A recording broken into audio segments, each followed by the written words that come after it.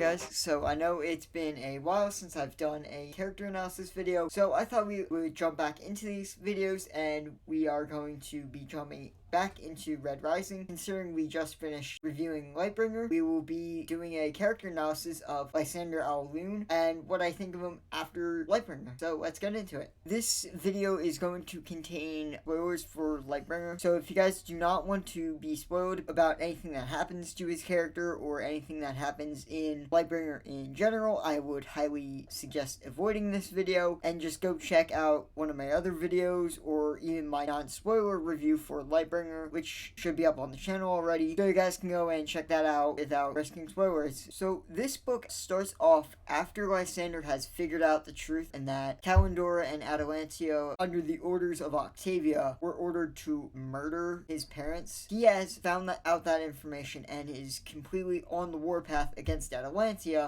for obvious reasons, being instrumental in murdering his parents. In this book, we find Lysander starting to put the domino pieces into place to undercut Atalantia's power and to make himself look really good. So he's in the best possible position to overtake her and become leader of the Gold Remnant. This starts off when, instead of taking Atalantia up on her offer to lead the invasion on Luna, he decides to take his own kind of separate force and go on and lead the attack on Mars, because he realizes that Mars is the key to all of this. If the society takes Mars, the heart of the Republic, everything else basically falls into place, no problem. And he basically justifies it as, yeah, Luna's the prize, but if we don't deal with Mars now, it's not going to matter. We're still going to have to deal with Mars anyways, so we might as well deal with it now before they have time to consolidate their forces and get ready. Everyone basically buys it, leading to Lysander's first big moment of power, where he successfully leads the attack on Phobos, making him in a prime position to usurp Atalantia. The second big thing Lysander does in this book, character development wise, is instead of becoming really selfish and just focusing on his forces, after the Rim is attacked by Volsung Fa, he decides to actually honor his pact with Diomedes and goes and helps the Rim defend their home from Volsung Fa and his invasion force. So this gives Lysander a ton of credibility with the Rim, because unlike the core in the past that has made treaties like this and hasn't really honored them, Lysander is putting his money where his mouth is and deciding to actually follow through with this, because he knows it makes him look good, and if he can get the Rim on his side when it comes to his war with Atalantia, the Rim at his back is going to be a very big deal. It will give him legitimacy, and it will give him the strength he needs to possibly overtake Atalantia if it comes to that. But it's not until he meets up with Atlas and his forces and figures out what's really going on and why Volsung Fa is doing what he's doing does Lysander's character development really go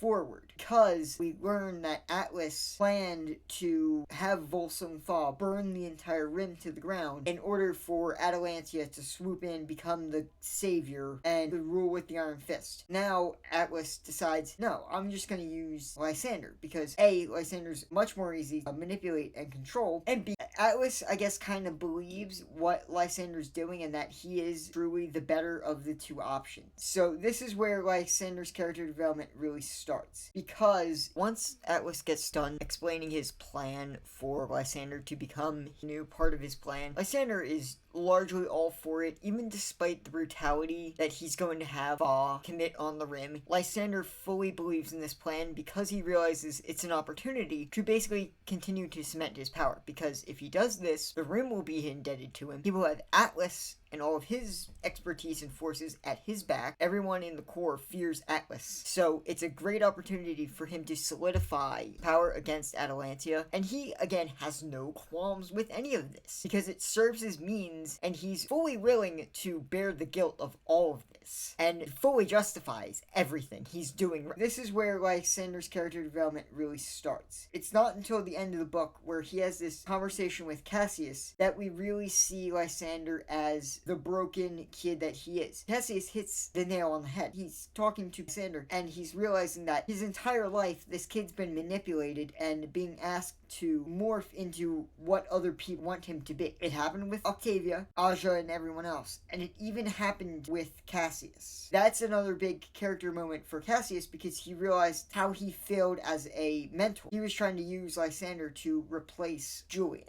Atlas, Lysander, and Cassius all fight, and Cassius and Lysander are finally able to defeat Atlas. But it's very important for Lysander because now he realizes he has a chance to finally break free from being a puppet of his grandmother, Atalantia, Atlas. He has a chance to break free, but he doesn't. And this is the part where I have to really deep dive into Lysander's character and why I still continue to hate the character so much. Lysander has a chance to change. He has a chance to make a deal with Diomedes and Darrow for peace, to have the three work together to finish off Atalantia. But the absolute pixie, narcissistic brat decides to not take the deal and absolutely murders Cassius and continue on his whole noble tyrant path to spit in the face of everything that Cassius, Pytha, everyone else had done for him up until that point. He keeps going on his path to become the noble tyrant that Atlas wanted him to be in the first place. So even when Lysander had the chance to cut his strings and not be a puppet, he still decided to be a puppet of his own free will at this point. He's choosing to continue what Atlas was planning. So even with Atlas not in the picture anymore, he's still his puppet in the end, which makes me very frustrated. He begins the path to become the tyrant his grandmother was when she was alive. And the absolute insanity of it all. Now Lysander has become the one thing he said he never wanted to be.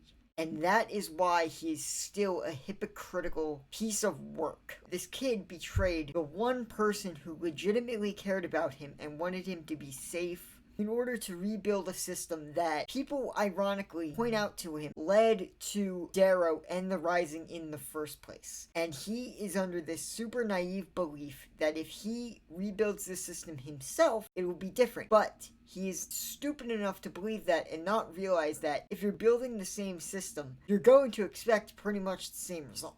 The color hierarchy is still a thing. And if the color hierarchy is still a thing, you're still going to have someone like Darrow who is going to rise up against you. So you absolute dimwit, you just are repeating the cycle all over again and nothing is going to change. It's just so frustrating to see a character like Cassius, who at that point truly did care for Lysander, be killed by the kid, and the kid doing those stupid thing. All in all, Lightbringer did not do any favors for Lysander as far as making me like his character. If anything, it made me hate his character more, and I cannot wait to see what Pierce Brown has planned for Lysander as far as what's going on in Red God. I have a couple of ideas, and maybe I'll do a Red God predictions video at some point in the future. But a couple of them have to do with whatever happens to Lysander at the end of that book. But again, that's a video for another day. If you guys are interested in seeing that video at some point, let me know in the comments. So,